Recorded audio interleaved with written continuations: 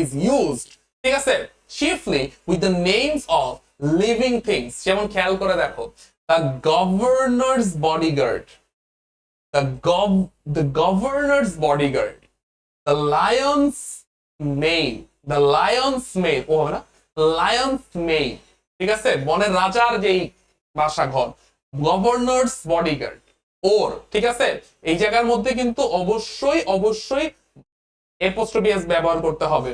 তো আমরা এটা বলতে পারি যে the leg of the table, tables leg তুমি বলতে পারবা না।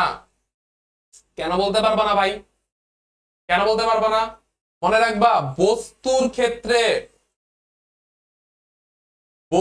ক্ষেত্রে হয় না, অ্যাপোস্ট্রফি এস হয় না, শুধুমাত্র লিভিং থিংস এর ক্ষেত্রে হয়, ব্যক্তির ক্ষেত্রে হয়, বস্তুর ক্ষেত্রে কোনো অ্যাপোস্ট্রফি এস হয় না। তো তুমি বলতে পারবা না টেবিলস লেগ, টেবিলস লেগ হয় না, টেবিল একটা বস্তু, ওর কোনো জীবন নাই, তো টেবিলস লেগ হয় না, লেগ অফ টেবিলস। যেমন এখানে বলছি কি, the cover of the book, books cover হয় না, বুকস কাভার হয় না ভাইয়া, কাভার অফ দ্য বুকস।